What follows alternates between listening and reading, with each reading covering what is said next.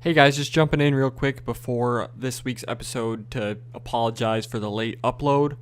I had a bit of a fiasco with the audio that I recorded. I recorded the whole segment, sat on it for a couple hours, and went in to edit it later that night, and it was gone, so I had to look for it, and I found literally every 6 seconds there was a clip in the audio program's files. So I had to go in and I pieced together over 900 6-second clips so that I could salvage this episode. So I've been editing it all together all day. It's 8:18 right now on Thursday.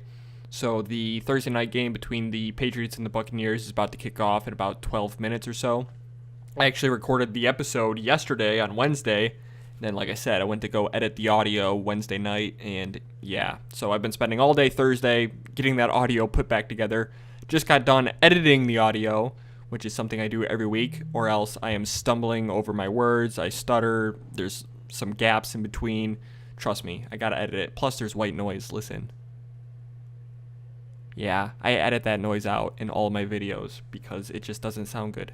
Anyway, so that's the reason for this late upload. Sorry about that, just letting you guys know. Thank you so much for watching, and enjoy. Hello everybody, and welcome back to the NFL predictions for 2017. This is week number 5 coming up, and please give me a couple moments to absolutely boast and brag because it's going to come crashing down sooner or later. But I went 11-5 last week. That moves my total after 4 weeks of the NFL season to 45-18. Get this is first place in my Pick'em group on ESPN.com that has over 100 members. I'm in sole possession of first place by 1 game. I'm in the 100th percentile of all of ESPN.com entries, which I don't know how many there are, but I'm sure there's hundreds of thousands. And I am ranked 361 out of the entire site of ESPN.com. I'm sure there's a bunch of ties. I don't know how many people are actually legitimately in front of me in terms of picks, but I'm sure there's a few that have a better record, but not many. 100th percentile, top 361 on the entire website of ESPN.com. I am enjoying my first 4 weeks, first quarter of the NFL predictions.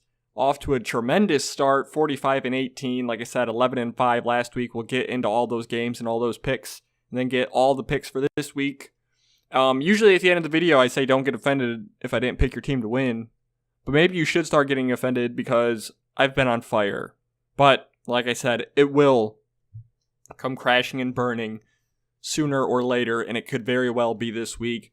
Anyway, let's take a look back at last week. We kicked off with Chicago, the Bears going into Green Bay to take the Packers on Thursday Night Football. Pretty obvious pick. Went with the Packers at home over the Bears, especially in primetime.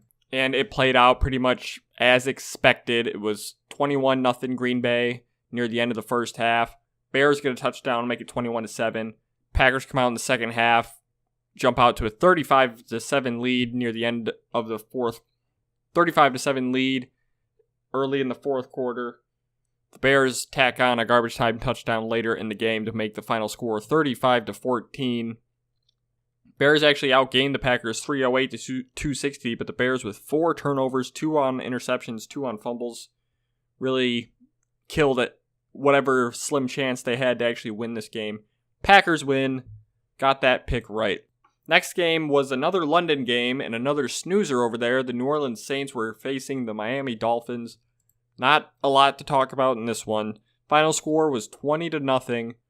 Just domination by the Saints. Their defense, I think it's a little bit of both. Saints defense is not very good.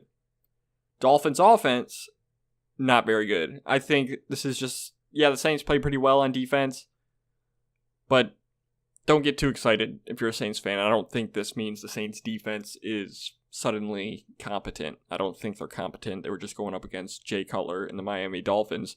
But you got to give them credit. They do what any defense should really do against a team as bad as the Dolphins. They shut them out. They only allow 187 yards of offense. Dolphins turn it over on the Jay Cutler interception, of course. He at least won a game for him.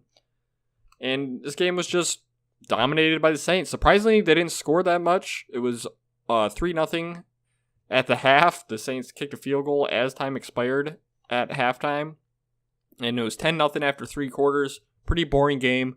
Apologize to all the Europeans out there that had to watch that one and paid for it. But we got the pick right, which brings us to the first game we got wrong. We got 3 in a row wrong here last week. Not a good patch of games, but the first one was the Buffalo Bills down in Atlanta, facing the Atlanta Falcons. Of course, I took the Falcons. No reason really not to. But the Bills showed up to play. Bills look like a pretty good team this year, actually. We'll see if they can actually hold that on for the majority of the season, or if the Patriots can just sleepwalk to another AFC East championship. Anyway, the Falcons were without Julio Jones and Mohamed Sanu, so that obviously hurt. I think if they had Jones, they'd probably win this game because they only end up losing by 6 points, 23-17 Bills. Falcons offense actually moved the ball really well. They had almost 400 yards of offense, but they had 3 turnovers, 1 fumble, and 2 interceptions. So that is 5 interceptions for Matt Ryan the last 2 games. Not good at all. The game was actually 10-7 Atlanta at halftime. Bills take a 17-10 lead early in the 4th. Falcons tie it up. Bills jump out in front with the field goal. They tack on another, and Falcons have a chance to go down and win the game near the end, but they are unable to get it done. They turn it over on downs at the Buffalo 10 on a 4th and 1 incomplete pass. 49 seconds left. They tried 2 passes on 3rd and 1. I don't understand that. They were running the ball well. They've run the ball well all year. They had 149 yards rushing, so don't understand the play calling there. Pick up the first down. There's plenty of time inside the 10 to score and win the game. So yeah, I mean, not a lot to talk about in terms of players. Nobody really stood out on the stat sheet. Just a good road, obviously a very good road win for the Buffalo Bills. So we'll see if they can keep that momentum up. Brings us to the next game that we also got wrong. It was the Cincinnati Bengals at 0-3 taking on the 0-3 Cleveland Browns. I said that the Browns would win. It's my second time picking them. I don't know why I keep picking them. I just think they're going to win a game, all right? I picked the Browns, though, because A, they were at home, and B, the Bengals were coming off a really tough loss. They jumped out on the Packers. They looked really good against the Packers. They probably should have beat the Packers, but they lose a heartbreaker. They went 0-3. Season's pretty much over. I thought they would be coming into Cleveland, not feeling too great after that one. And Cleveland, yeah, they were 0-3 too, but they didn't expect much.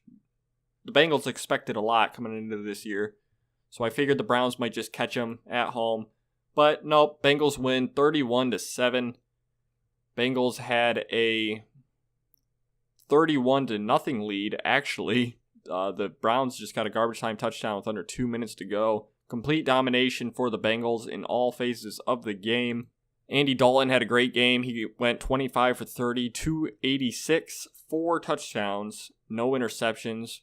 Deshaun Kaiser, on the other hand, went 16 for 34, 118 yards, and an interception. Not a whole lot rushing for either team. Neither team had 100 yards rushing as a team. Joe Mixon had the heavy load running the ball for the Bengals. He had 17 carries, but only 29 yards. That's not good for me. He's on my fantasy team. He's on the bench, but I would like to see him be the premier back, which he was, but he did not do anything with it. Other than that, I mean, yeah, nothing pretty in terms of how this one was done. The Bengals just went in there and did it.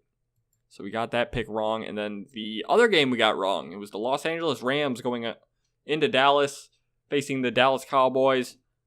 I rolled with the Cowboys, as did most people. I didn't think the Rams were any good. I still don't think they're that good. But I picked the Cowboys just because I thought they would be better than the Rams. Plus, they're at home. But yeah, the Cowboys, I picked against them in the Bronco game that they lost just because I didn't buy into the Cowboys being some elite team like ESPN likes to tell you. But I definitely expected them to win this one. But Dak Prescott has been exposed. He's not going to be anywhere near the quarterback he was last year. I'm not sure he's even going to be a good quarterback anymore. And that's just being honest. I think you're going to see, it happens all the time. They call it a sophomore slump for a reason. A rookie quarterback or a new quarterback bursts on the scene. He's got some skills. Other teams aren't prepared for him. They've never faced him. They don't know how to deal with him. And he puts up great numbers. He has great games. But it's called the sophomore slump because the next year, teams got a lot of film. They've played him before. They know what to expect. They know what he can do. And they're just not as good. And to be quite honest with you, I'm not sure Dak Prescott is ever going to be that quarterback again we saw last year. I'm not saying he's going to be a bad quarterback or he's not going to be in the league in 3 years. I think his rookie year may be his best year of his career because he had a really good rookie year. Anyway, Rams win. Pretty even offensively between the two teams, but the Cowboys have 2 turnovers, 1 fumble, and 1 interception. The Cowboys actually took a 24-16 lead in the half, but the Rams put up 16 unanswered points to take a 32-24 lead halfway through the fourth quarter. Cowboys end up pulling to within 2 after a touchdown pass from Prescott to James Hanna. But then the Rams get the ball back and they go down the field and add a field goal, which made it a 5-point game. And then the Cowboys were forced to try and get in the end zone, which they were unable to do. They end up just getting across the 50 before turning it over on downs. So we got that pick wrong. I said it the last couple weeks, the NFC West does not look very good at all as a whole. So I think the Rams got a good shot at actually winning that thing. So it'll be interesting to see how that plays out. Next game was the Detroit Lions going into Minnesota to face the Minnesota Vikings. I picked the Lions to win. I'm 4-0 in my Lions predictions as a Lions fan. Like I said, I don't pick them often because I'm a Lions fan. I know what to expect, but there's something different about this team, so I pick them when I think they're going to win. It's as simple as that. And as a Lions fan, yes, it's harder to think they're going to win some games than it is others, especially, to an outsider's perspective. Anyway, Lions go into Minnesota. Very important game in the division. Lions coming off of that tough loss, obviously, against the Falcons. I said I just liked the Lions' offense's chances against the Vikings' defense more than I liked the Vikings' offense's chances against the Lions. And it kind of played that way. Vikings actually outgained the Lions. Lions had more first downs, though. Minnesota turned the ball over 3 times, all 3 of them on fumbles, including one where Dalvin Cook tears his ACL. He's out for the year, so that's not good at all. For the Vikings, they're probably done in terms of playoff hopes. Case Keenum was awful. He went 16 for 30, 219 yards. Didn't turn it over through the air. But yeah, just didn't look good. Threw the ball deep. A lot of his yardage and a couple of his completions came from balls that he just looked like he's about to get sacked, and he just scrambles away and just throws it downfield and lets somebody make a play. Stafford didn't look very good, but you can't even blame him. He got sacked 6 times, and he was being chased around plenty more. Pretty much every drop back, it looked like he was being hurried, but he ends up going 19 for 31, 209 yards, no interceptions, and no touchdowns. Lions almost had their first 100-yard rusher since Thanksgiving in 2013. Amir Abdullah had 94 yards on 20 carries, including a touchdown, but he ends up leaving the game with a little bit of a ankle sprain. He's fine. He said he could have played if he had to, but he ends up leaving with 6 or 7 minutes left in the game, so he does not eclipse the 100-yard mark. Lions, though, end up with 97 yards rushing. Vikings with 87. Dalvin Cook had 66 yards on 13 carries and a touchdown before he was injured, so nothing spectacular, but obviously didn't help their chances. Stephon Diggs had 98 yards and 5 catches. He led the way for the Vikings and in the game.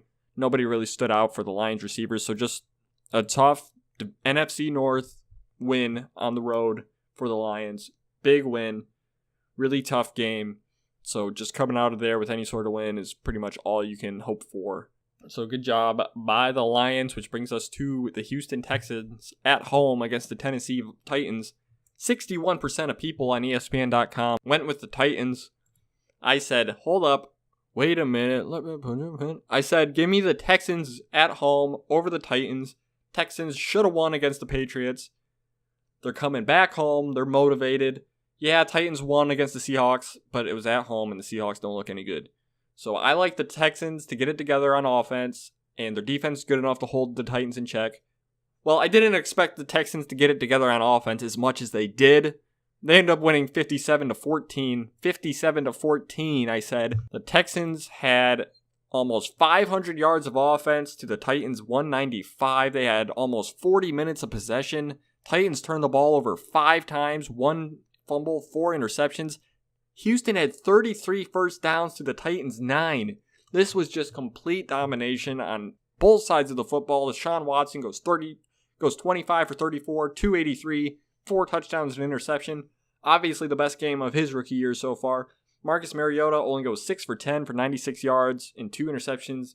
He leaves the game. Matt Cassell comes in, goes 4 for 10, 21 yards, 2 interceptions. Only 86 yards rushing for the Titans, led by Mariota's 39 yards. 173 yards rushing for the Texans, led by Lamar Miller, 75 on 19 carries. DeAndre Hopkins, 10 catches, 107 yards, and a touchdown. I mean, we got the pick right. That pretty much says it all. Texans destroy the Titans at home.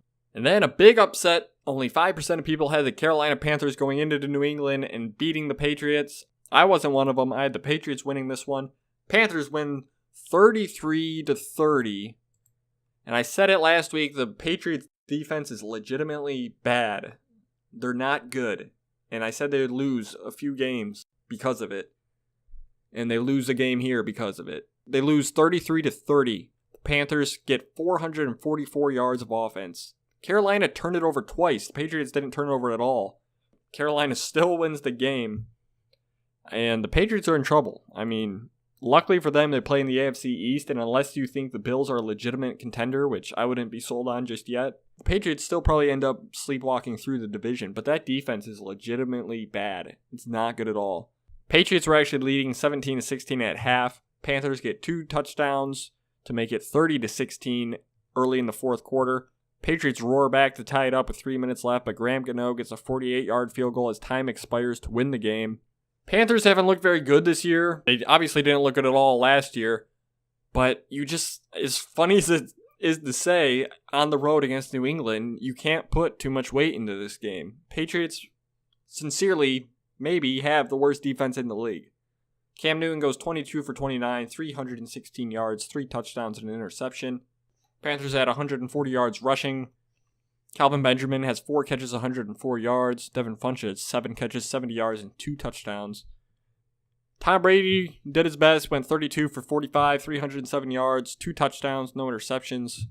Only 80 yards rushing for the Patriots. And I think you may see the worst record for the Patriots under Tom Brady and Bill Belichick. I don't know what their worst record is as a tandem. I know when Matt Cassell was the quarterback for a year, they still went 10-6. So I don't know off the top of my head what the worst record Tom Brady has had for a season of playing, but this is going to be the worst one. Speaking of worst one, the Jacksonville Jaguars go to New York to take on the Jets. Me and 91% of people had the Jaguars winning. I did say last week this is actually kind of tricky. Jets coming off a win against a bad team. But at home against the team coming from London, yeah, they looked really good against the Ravens, but that's tough. There's a reason why they used to give the London teams a bye immediately following that trip. So I figured this would be a pretty tough game, but I still went with the Jaguars. The Jets ended up winning, though, 23-20 in overtime. Jets had 471 yards of offense to the Jaguars 311. Josh McCown goes 22 for 31, 224 yards, no touchdowns and an interception. Blake Bortles regresses back to Blake Bortles. He goes 15 for 35, 140, 1 touchdown, 1 interception. 175 yards rushing for the Jaguars, 86 from Leonard Fournette on 24 carries, 42 from Chris Ivory. So a good game on the ground, but the Jets had 256 yards rushing. If you rush for 256 yards, I like your chances. Bilal Powell leads the way with 163 yards on 21 carries and a touchdown. McGuire also had 93 yards on 10 carries as well as a touchdown. Nobody really stuck out receiving-wise, but hey, Jets came into the season looking like maybe the worst team in football. Well, they're 2-2. I mean, they beat 2 bad teams, but they are 2-2, so who knows? We'll see what happens with the Jets. Then we had the Pittsburgh Steelers playing in Baltimore against the Ravens. Ravens coming off of that pitiful performance against the Jaguars in London. They're at home taking on the Steelers. Steelers coming off that tough loss against Chicago. Steelers roll in there, end up winning 26-9. AFC North does not look good at all. Steelers, though, did what they had to. They put up 381 yards of offense to the Ravens 288. Ravens turned the ball over 3 times, 2 interceptions and a fumble. Roethlisberger goes 18 for 30, 1 touchdown, 1 interception, 216 yards. Joe Flacco, 31 for 49, 235 yards, touchdown, 2 interceptions. Le'Veon Bell's 144 yards rushing on 35 carries, 2 touchdowns, only 82 yards rushing for the Ravens. And receiving-wise, nothing too impressive for either team. So we got that pick right, and we got this pick right. It was the Tampa Bay Buccaneers hosting the New York Giants. Giants were 0-3. I just didn't like their chances of being up to go into Tampa and win on the road, and they were not. Tampa ends up winning by 2 points, 25-23, if I didn't say that already, which I think I did. They were leading 16-10 at halftime. Then it went back and forth. Giants take the lead 17-16 in the third. Halfway through the fourth quarter, the Bucs retake the lead 22-17. Then with 3:16 to go, Rhett Ellison gets a touchdown pass from Eli Manning to make it 23-22 New York. And then with no time left after a 9-play, 59-yard drive, Nick Folk hits a 34-yard field goal to win the game for the Buccaneers. They go to 2-1 on the season. Jameis Winston was 22 for 38, 332 yards, 3 touchdowns, no interceptions. Pretty good game by him. You know, the yardage and the touchdowns and the interceptions look good, but not a very good completion percentage. Eli Manning goes 30 for 49, 288 yards, 2 touchdowns, no interceptions. Giants are held to 91 yards rushing. The Bucs pick up 111 yards rushing. Odell Beckham, 7 catches, 90 yards. So, Giants, obviously, if you didn't think their season was done after 0-3, it clearly is now at 0-4. Luckily for them, they have a winnable game this week, which we will get into. Then another pick. We got all the picks right remaining of the week, just so you know. But the next pick was the Philadelphia Eagles going into Los Angeles, facing off against the Chargers. Eagles are a better team. Chargers don't have any home field advantage. I said it last week. The stadium will be A, half full, and B, half the people that are there will be Eagles fans. I was underestimated it a little bit. More than half were Eagle fans. Anyway, here's the stats. You can look at them yourself. Pause the video. Nothing to talk about, really, box score-wise. Scoring-wise, the Eagles jump out to a 13-0 lead. At halftime, it's 16-10 Eagles. They extend that to 19-10. Chargers come back to make it 19-17 early in the fourth. Eagles respond right away with another touchdown to make it 26-17. Chargers get a touchdown with 6:44 to go to make it 26-24. And never got the ball back as the Eagles go 13 plays, 59 yards, and eat up the remaining clock to win the game 26-24. Carson Wentz didn't play great. He was 17 for 31, 242 yards, and a touchdown. Phillip Rivers, 22 for 38, 347 yards, 2 touchdowns, no interception. 214 yards rushing for the Eagles, 136 of that from LeGarrette Blount. Chargers, only 58 yards rushing. Keenan Allen, though, had 5 catches, 138 yards. And Tyrell Williams had 5 catches, 115 yards, and a touchdown. So the Chargers dropped to 0-4. Tough for them because all of their games have been by 1 score. But regardless, they are 0-4 and pretty much done, especially when you got the Chiefs in your division. Then NFC West, it was the Cardinals taking on the 49ers. Both teams haven't looked very good at all. I said that the Cardinals are just a better team, even though neither look great, and the Cardinals are at home, so pretty easy pick there. I went with the Cardinals. They end up winning this game 18-15 in overtime. So same with the last one. Just look at the box score. It's nothing really sticks out there. Here's the scoring in this game. You ready for this?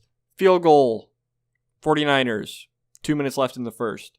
Field goal, Cardinals, 13 minutes left in the second. Field goal, 49ers, 7 minutes left in the second. Field goal, Cardinals, 1 minute left in the second. Field goal, 49ers, 10 minutes left in the third. Field goal, Cardinals, 6 minutes left in the third. Field goal, 49ers, 2 minutes left in the third. Field goal, Cardinals, 7 minutes left in the fourth.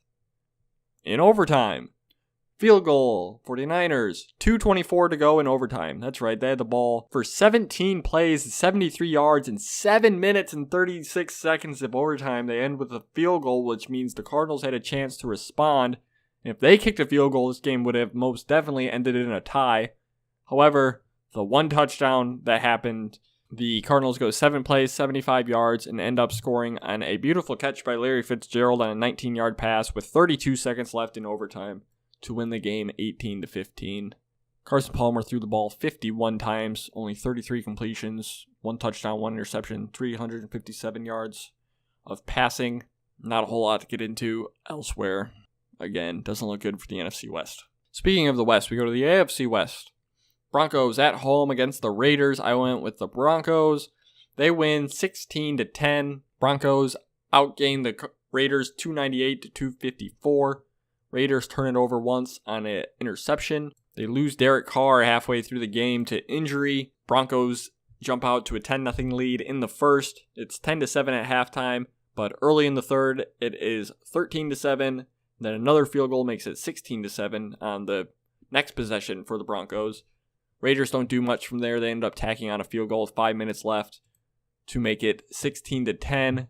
And then they get the ball back and they end up with an interception from E.J. Manuel. I guess it may have mattered if Derek Carr stayed in, but the reason I say it didn't is because he didn't look very good the time he was in. He went 10 for 18, 143 yards, 1 touchdown on a deep ball, and 0 interceptions. E.J. Manuel actually looked pretty good. He went 11 for 17, 106 yards. I mean, for E.J. Manuel standards, he looked pretty good. He just had the interception at the end of the game. Trevor Siemian, 16 for 26, 179 yards, 1 touchdown. Boring. Broncos, 143 yards rushing. Raiders, only 24 yards rushing. Only 12 yards for Marshawn Lynch on 9 carries. He has not looked very good since returning, as was expected. So we got that pick right, which brings us to the Seattle Seahawks hosting the Indianapolis Colts for Sunday Night Football. Colts are awful. Seahawks are not looking very good either, but you're playing the Colts in primetime at home. Pretty easy pick for me, but it was pretty ugly for a majority of the game. It was actually 3-2 Seahawks after the first quarter, and the Colts were winning at halftime 15-10. It wasn't until very late in the third quarter on a fumble return the Seahawks take a 2-score lead, 32-18, and then they just took over from there. Colts collapsed. They end up losing 46-18, but I mean, here's the stats. It's the Colts, man. They're bad. Nothing too impressive for the Seahawks. Wilson looked pretty good. He went 21 for 26, 295 yards and 2 touchdowns, but he threw 2 interceptions. Seahawks get 194 yards rushing to the Colts 98. And receiving-wise, nothing special. So we got that pick right. And then we followed it up with another pick that was correct. Not too hard. Chiefs at home, Monday Night Football. You got to like that one. Redskins, though, are a pretty good team. I said this game would be pretty close. I said that the Chiefs would win 31-24. Pretty close. They win 29-20. The game was back and forth. Really good game, actually. Chiefs end up outgaining the Redskins 429-331. They actually dominate a lot of offensive categories, but the Redskins did a good job hanging in there and keeping it close, helped by the fact that the Chiefs had to settle for 3 field goals late in the game. It was actually a 10-7 lead for the Redskins at halftime. At the end of 3, it was tied 17-17.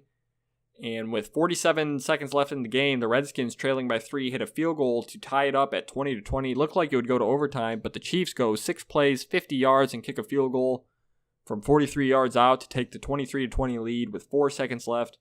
That looked like it would be it, but on the last play, Redskins tried, the whole lateral, and it ends up getting scooped and scored for the Chiefs to make it 29-20. Chiefs go to 4-0. They look to be pretty legit. Their one weakness is quarterback. Alex Smith, he doesn't throw the ball downfield. He's a game manager. He always has been, always will be. But luckily for them, if Joe Flacco can win a Super Bowl, so can the Chiefs if your defense is good and your running game's good, and both of those seem to be the case for the Chiefs. Alex Smith goes 27 for 37, 293 yards, 1 touchdown, didn't make any mistakes, turning it over. Kirk Cousins went 14 for 24, 220, 2 touchdowns, no interceptions, 111 yards rushing for the Redskins, led by Kirk Cousins, 38 yards. They have a committee at running back. Kareem Hunt leads the way for the Chiefs, of course, 101 yards on 21 carries. Alex Smith had 56 yards rushing on 7 carries and a touchdown. 168 yards rushing total for the Chiefs. Travis Kelce, 7 catches, 111 yards, and a touchdown. Chiefs go 4-0. Got that pick right. As I said, we finished the week 11-5. That puts us up to a very good record, if I do say so myself, of 45-18, a quarter of the way through the NFL predictions this year. So let's jump into this week. I'll do my best to make it a little snappy. Kind of long-winded on the recaps. Anyway, first game of the week, it's Thursday Night Football. New England Patriots going down to Tampa, facing the Tampa Bay Buccaneers. This is a tough one, actually. I mean, the Patriots defense looks legitimately bad. Buccaneers at home, primetime. You know I love the primetime home teams. I mean, I could easily see the Buccaneers winning this game. But, you know, if the Buccaneers, the only thing holding me back is the fact that the Buccaneers got blown out by the Vikings in Case Keenum. So if you can make Case Keenum look like a Pro Bowl quarterback, I don't want to know what Tom Brady can do. So I like Tom Brady doing enough to win the game despite how bad his defense might be. So give me the Patriots over the Buccaneers to open this week's games. Then we have the 3-1 Buffalo Bills taking on the Cincinnati Bengals, who are 1-3 coming off their first win of the year, dominating performance over the Browns. Bengals at home. Most people riding with the Bills here on ESPN.com pick them. I'm going with the Bengals at home. That's right. I'm not convinced that the Bills are some world beaters. Yeah, they went into Atlanta and won. Let's see if they can follow it up with another road win against the Bengals. I think the Bengals are feeling pretty good after their convincing win back at home, thinking that they can get back in this thing for the season. They know their division doesn't look very good. I think Bengals show up to play just like they did against the Packers, except this time they're not playing as good of a team, and they'll be able to hold on at home. Give me the Bengals over the Bills. And then, oh my lord, it's the New York Jets going into Cleveland to take on the Browns. I've picked the Browns to win 2 games already. And they're 0-4. And I was going to give up hope. I wasn't going to pick the Browns again anytime soon, but then they were at home against the Jets. Oh, I have to go with the Browns at home against the Jets. I know the Jets are 2-2, but they have beaten 2 bad teams, and now they're on the road against the Browns. I don't want to pick this game. Oh, most people are going with the Jets. I don't know. I'm going with the Browns for a 3rd time in 5 games. What is this? Give me the Browns over the Jets. If you fucking lose, Browns, I'm done. I don't care. You can win 7 games in a row. I'll still be picking against you. This is your last chance, Cleveland. I'm giving you a 3rd win this year for my predictions. I'm 45-18 overall. 2 of those 18s come from you. Win this damn game at home against the Jets. Then we have the Carolina Panthers going into Detroit, facing off against the 3-1 Lions. Battle of 2 3-1 NFC teams. Very important conference game here. Look, I'm a Lions fan. I've said this every week. It's tough to pick this team to win, but there's something different about this team. Any other season, I would be rolling with the Panthers, even if same situation, same scenario. Because the Lions love to disappoint. This is a perfect disappoint game. But the Panthers haven't looked great. The only game they really looked great was against maybe the worst defense in the league in New England. So yeah, normally, Panthers, they went in and beat New England. I'd be shitting my pants. But you know what? Lions defense is legit. They're at home. Give me the Lions over the Panthers in a close one. Then we got the Titans down in Miami facing off against the Dolphins. Dolphins suck. Titans don't look very good either. But, I mean, I'm surprised. I picked against the Dolphins in the one game they won. So I thought that they had a very good chance to win maybe only 1 or 2 games. So I'm not going to feel very confident ever picking the Dolphins to win a game. So give me the Titans over the Dolphins there. And then we have another, oh man, I just saw the next 2 games. We got another just who cares dumpster fire game. We got the 49ers on the road against the Colts. 49ers are awful. Colts are awful. Give me the home team. I'll just go with the Colts over the 49ers. And now we have the Los Angeles Chargers in New York against the Giants. 2 0-4 teams. Maybe we'll see a tie. But somebody has to not lose this game. Could be both of them. I think the Giants are a better team. I mean, I don't know how long you can keep saying that when someone's 0-4. Chargers have at least hung in there in all their games. But you got the West Coast team playing a 1 o'clock game on the East Coast. And it's a road game. And these teams are evenly matched at worst for the Giants. So I think it's a pretty obvious pick to roll with the Giants here. Then we got the Cardinals going to Philadelphia to face the Eagles. Battle of the Birds. It's a 1 o'clock game, East Coast. Cardinals aren't good in these games. Eagles are at home. Eagles are already the better team. Easy pick. Eagles over the Cardinals. Then the Jaguars in Pittsburgh. I mean, I don't know what to think of these games. Both of these teams have had games where you're like, oh, okay. And then they've had games where you're like, oh, okay. But in that case, I mean, you have to think that the Steelers are better than the Jaguars, plus they're at home. So give me the Steelers over the Jags. And then another case of who really knows right now, it's the Oakland Raiders at home against the Baltimore Ravens. The Ravens have given me more reasons to believe they're bad than the Raiders have given me reasons to believe they're good. So they kind of offset each other. I think these teams are kind of even, especially without Derek Carr, EJ Manuel. I mean, this game could be really ugly, and it really is a toss-up. So if it's a toss-up, I'm always going with the home team. So give me the Raiders over the Ravens. And then we have an NFC West showdown. Very exciting. Not. We got the Seattle Seahawks on the road against the Rams. I mean, Seahawks don't look very good, and I'm just not convinced that the Rams are actually good. Wouldn't surprise me if the Rams win, just because, like I said, Seahawks haven't looked very good, and I don't think the NFC West is very good at all.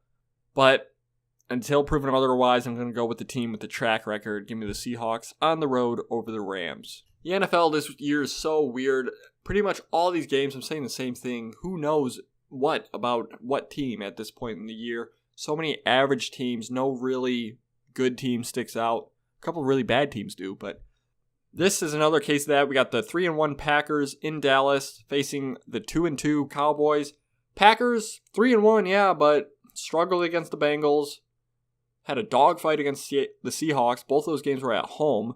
Yeah, they rolled the Bears at home. That's what you expect. And then they got blown out on the road against the Falcons. So I'm not convinced that the Packers, who have a ton of injuries, are NFC Championship contender. And the Cowboys, who came into the year as NFC Champion contenders, because ESPN told you so, they obviously have not looked very good. So I think these teams are pretty even. Vast majority of people rolling with the Packers on ESPN.com. But on the road in Dallas, I think Cowboys bounce back. I think the Cowboys beat the Packers at home. Then the Chiefs, 4-0, going to Houston to take on the Texans, who are 2-2. Sunday Night Football, you know I love the primetime home teams. And I can easily see the Texans winning this game with how good their defense can be. And, well, I mean, if their offense plays anything like they did last week, which probably won't happen against the Chiefs, I can definitely see the Texans winning. But I'm just going to roll with the Chiefs. They got too good of a defense, in my opinion, to get destroyed or allow the Texans to put up a lot of points. And I think the Chiefs just get the job done. This will probably be a low-scoring, ugly game, though. I'm going to go with the Chiefs. And then wrapping up the week, 2-2 Minnesota Vikings going to Chicago to take on the 1-3 Bears on Monday Night Football. I've gone with the two road teams in these primetime games this week. Not this week. I'm going with the Bears over the Vikings, which is a big upset pick, it looks like, if you take the ESPN.com pick'em statistics into consideration. It looks like at least 85% of people are going with the Vikings. But the Vikings are going to have Case Keenum, or best case scenario, Sam Bradford, with no Dalvin Cook, on the road Monday night against the Bears. I don't think the Bears are any good, but like I said, Vikings are pretty much done without Dalvin Cook. They don't have a backup running back to speak of. If you're not going to run the ball and you have to throw it and sling it around with Keenum or Bradford, yeah, your defense is really good, but I'm going to go with the Bears to beat the Vikings on Monday Night Football. So that's all of our picks for this week. Thank you so much for listening. As always, please comment below with any of your thoughts on my predictions or any of your predictions for any game this week. And then, as always, subscribe so you can see next week's episode where we break down all of this week's games and then pick all of next week's games. So thank you so much for watching, everybody, and I will see you all next week. Goodbye.